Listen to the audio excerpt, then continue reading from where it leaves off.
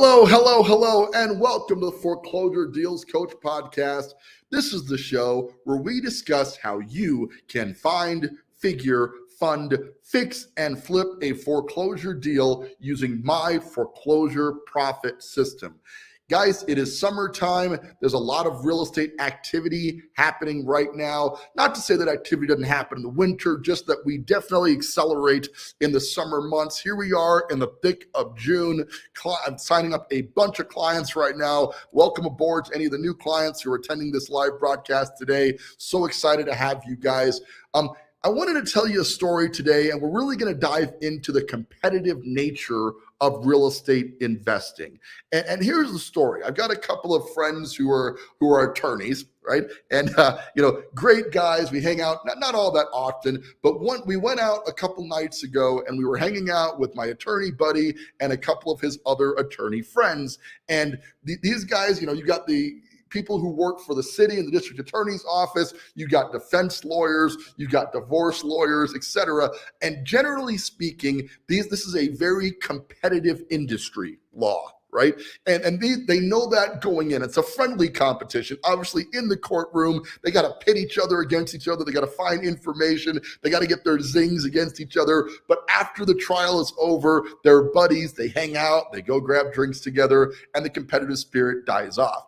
And it struck me that a lot of people don't realize that real estate is also a very competitive industry.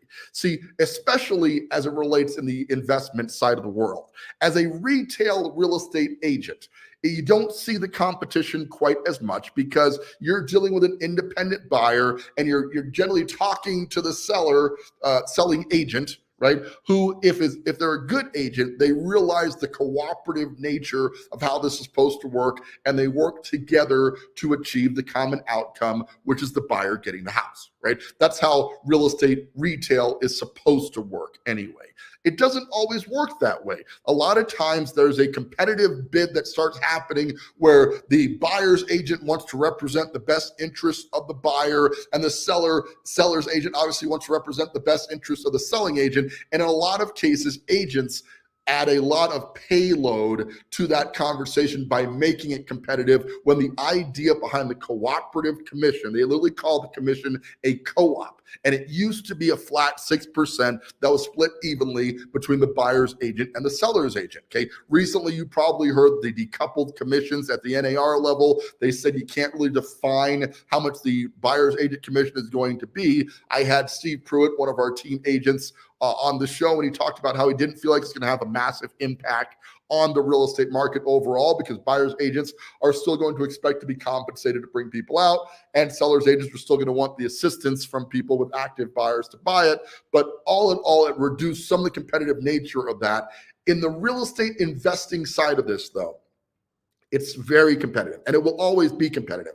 You've got to remember that if you're getting a good deal, there's a competitive nature to that, okay? And there's only one good deal in that moment. Now, obviously, there are lots of deals in the market. Okay, you can't get caught up on just, I have to have this one deal. But when you are currently negotiating to buy a deal, you have to understand that it's competitive to get that deal.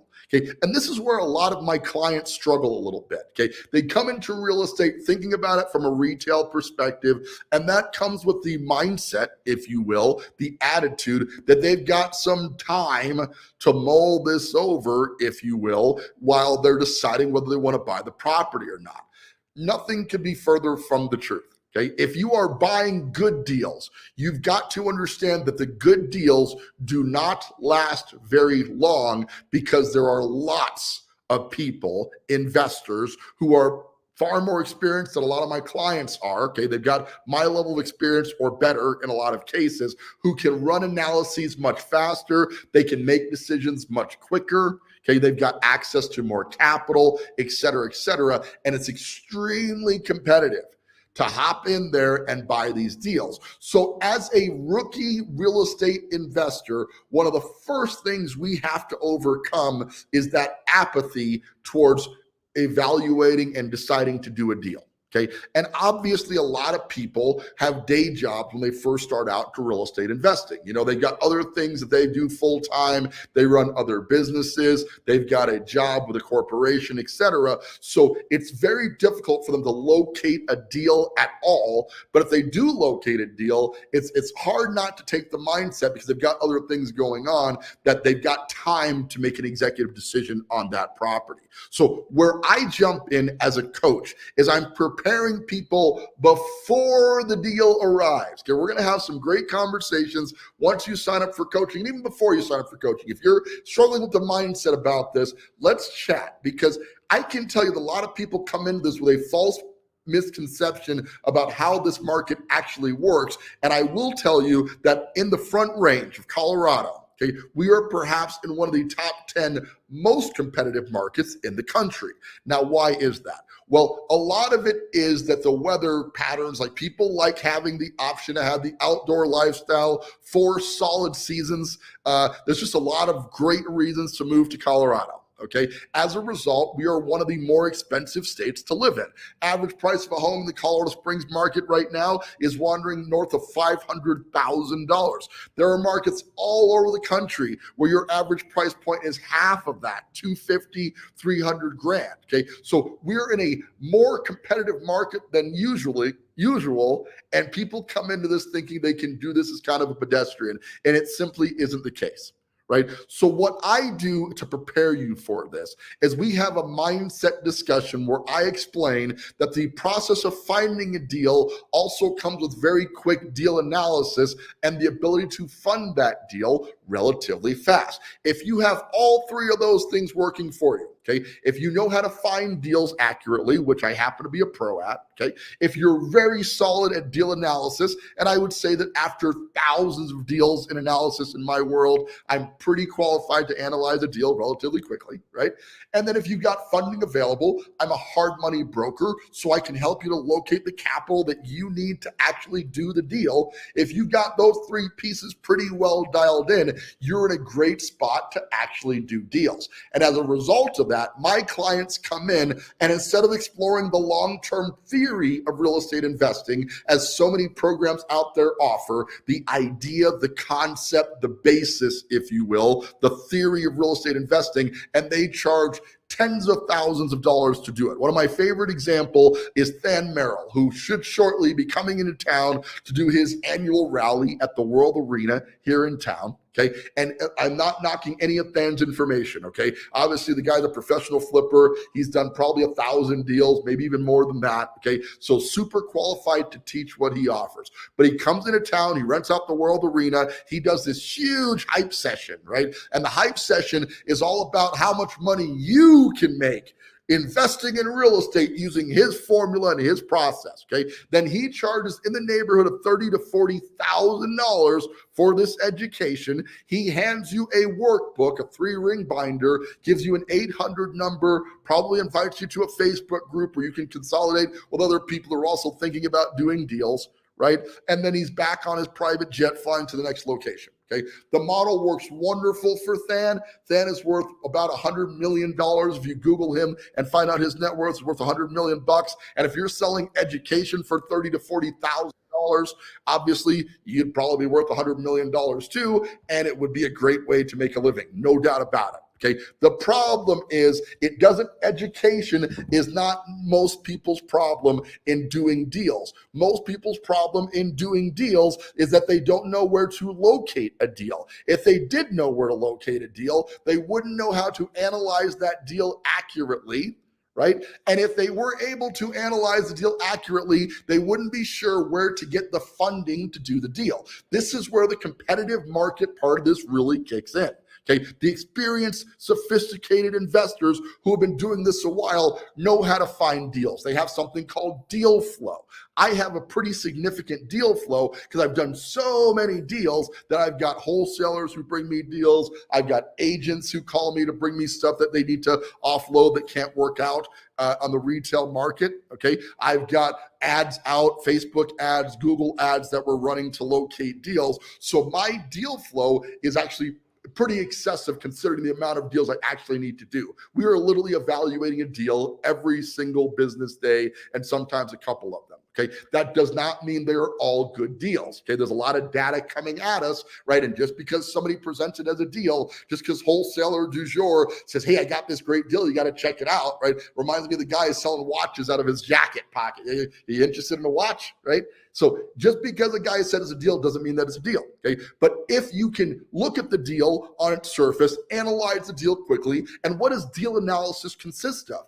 Well, deal analysis is understanding three numbers very well. The first number is your acquisition price, and that's usually semi-obvious, right? You're going to know this is the list price. It's what the wholesaler wants for it after their fee is tacked onto it, right? If it's listed, this is generally what it's listed at. This is what the seller kind of wants for the property. The acquisition price is generally relatively easy to determine. Now, this is also the thing you have to do the most negotiation on. Okay, so if the acquisition price does not work after you do the rest of the analysis, then you can't buy the property and or you got to go renegotiate a better acquisition price for the property. But again, that number is easier to determine than the other numbers in the formula. The second one is the rehab budget. And this is what trips most people up, okay? If you've ever walked into a crappy pre-flipped house, there's a visceral response that comes from walking into a property that needs a whole ton of work. The first part of that visceral response is going to be the smell. And if you've walked into a house that had like 30 cats, I once bought a house that I think somebody told me had 35 to 40 cats in that property, and the smell was life-changing. Like my partner physically got ill. I remember he was like vomiting out front. This is how bad this property smelled. Okay. And so, and my mindset on that, by the way, is if it smells really bad, that smells like money, right? The worse it smells, the more money you're probably going to make. But isn't that counterproductive to what most people think about real estate? When you're walking into a house, you're usually wowed, you're usually excited, you're enjoying it. So you have to go through that visceral response of how bad a property smells.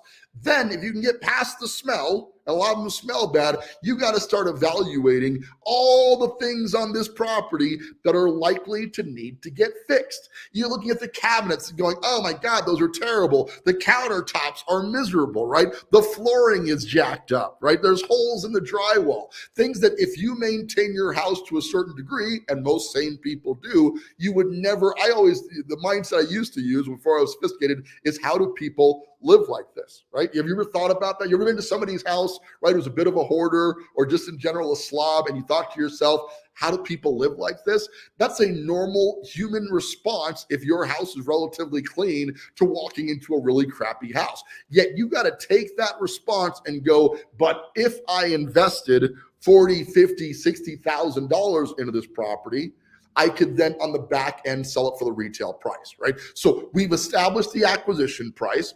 We've now established the rehab budget, and that's what we have to do in this phase. And you got to do that relatively fast. The problem is you can look at a remodel, and if you're not experienced in that, it's very easy to go, yep, this is going to be $100,000, right? And it's probably not going to be, because I can rebuild the inside of a house for $100,000, but it's definitely easy to feel that way if you haven't walked into a lot of these, okay? What we do as part of the foreclosure profit system is help you with the construction estimation. So we bring in actual construction estimators. We capture the property on Matterport, a 3D tour of the property. We give it to our construction estimation team. They build out a scope of work, all the things you should want to do on the property, then they price it out. Here's the labor to get that done.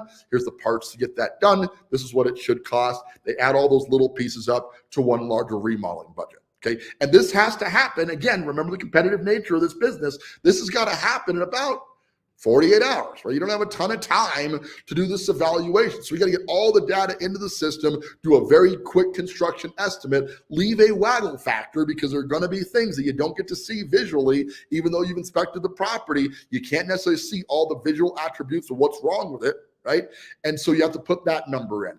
Remember, your competition is better at this than you are. Remember that the guys who've been doing this for a while, I've met with my mentors, for instance, could walk into a house, and I swear to you, to this day, I can't tell you how he was this accurate, but he could tell you within $3,000 to $4,000 what a remodel was going to cost. And the reason he was able to do that is because he's done so many of them. I can get pretty close, not as close as he could, I'll tell you that, right? I'm not as good as that, but he's done so many evaluations that he could walk in and his brain would just kind of categorize, this is a $40,000 to $45,000 remodel. Well, the problem in recent years is everything's gotten more expensive, right? Labor's gone up, the hourly expectation of construction is higher, the cost of parts has gone up, right? So even the old numbers that I was using are a little bit off right now. So to make sure that we're getting an accurate assessment, we do a full construction estimate, scope of work on the property, develop an estimate based on that, and then we add a 10% fudge factor, give or take, to make certain that we're not missing our numbers. Okay.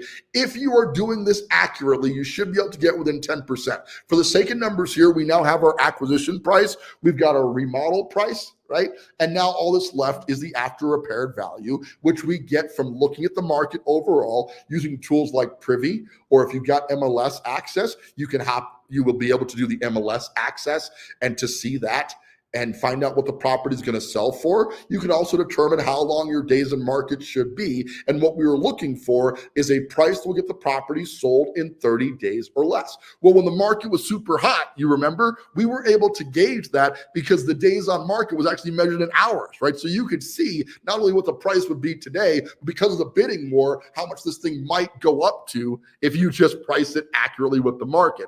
That's not the case today. The analysis today on resale has got to be spot on because the higher interest rates means we've got to look at recent comps adjusted for today's interest rates to verify that our after repaired value is not too high, that it sits on the market forever, or too low that we end up leaving money on the table and don't get all the profit out of the deal. If you are doing these three numbers right and you're doing that quickly, keeping in mind this is a competitive market. The other guy who's looked at this deal, and every actual deal is not necessarily being shopped by one person. Okay, if it's a solid deal, I can promise you, as an independent seller, they didn't call one of those "we buy houses" signs. They called a couple of them because they wanted to get a couple of bids. Right? All the leads that we get into my selling system, we know that it's being evaluated by a couple of other investors at the same time we're investing in it, right? A lot of the really veteran investors, their requirements for profit are substantially higher than my students who we offer a profit margin of $25,000 or more. A lot of these guys have been in the game a long time are not doing the deal lest they believe they're going to make 50, 60 grand. And good for them, but because they're established, they can wait for those larger deals. Okay, you as a rookie investor just want to get your process started. You want to get your system running and consistent. And how do you do that? By doing consistent deals. I can tell you that a couple of my clients have come into the system. They blew out that 25 grand. Like one of my first clients, Cindy, she made $72,000 on a deal. And I was so proud of her, but she got a little spoiled afterwards, right? Now, if the deal doesn't make 50, 60 grand, she's not as interested. And as a result, I don't think she's done a deal since.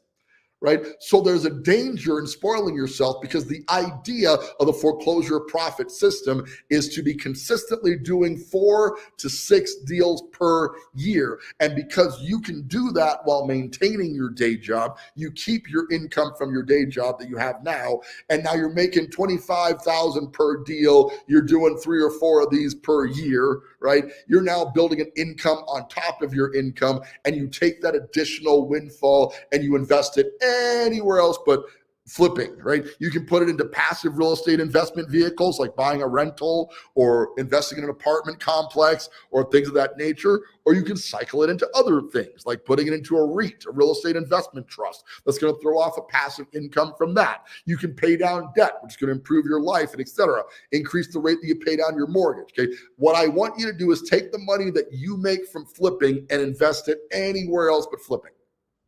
Okay, because that way you can build that. Now, if you want to do a couple flips at a time, you might need to put a little bit more money aside so you've got more in that to do it. But the long-term objective is let the churn that you make from day trading foreclosures, getting in and getting out quickly to build other passive investment vehicles that don't require the level of competition or involvement that flipping does. So flipping is a means to an end, not the end game. But because it is hyper competitive, most people can't just hop in and do it right out of the gate. They need some assistance, right? That's where I come in. As your coach, I'm going to push you a little bit to help you to get your first deal done. Once you get your first deal done, if you're anything like me, the bug's going to bite. You're going to be so excited about doing your next deal that you're going to continue to do this over and over and over again, building past 4 deals per year, hopefully doing 10 deals per year, 12 deals per year, have this huge additional income coming in on the side that you then reapply to other assets, other investment vehicles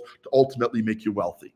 Right. And that's the idea behind the foreclosure profit system. So I really wanted to get you guys in depth.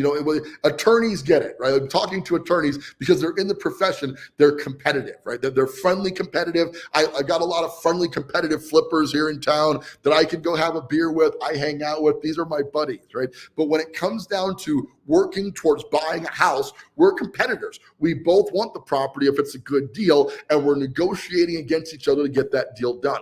That is completely opposite to what you see in the retail market, where it doesn't feel competitive. It got competitive for a while. You remember 2020 through 2022, it got crazy competitive for a bit. But overall, the real retail market is buyers and sellers. It's very transactional. It's not as competitive in nature. Okay. The investment market is the competitive side of real estate. And to compete effectively, you want a solid head coach. Right. And that's where I come in. I can help you compete in the market, actually do deals, not get educated about doing deals or learn about the theory, but get the actual practice that comes from consistently doing deals. And we can do that together. All you got to do is sign up for the coaching and get going. And honestly, if you're having trouble with the mindset on it, I don't want to sell anybody coaching. I'm not right for everybody. That much I'm certain of. Okay. There's a certain subset of the market. I'm looking for 50 clients here in the local market, and it just wanted to get there so we can help out 50 people to do 4 deals per year. And then I'm going to start looking at other markets. We're looking at Phoenix right now, other places where I can get 50 clients in that market, help them to find deals. Wherever you're located in the country right now, we're doing deals in the Colorado and Pueblo markets right now because that's where I'm the most competitive.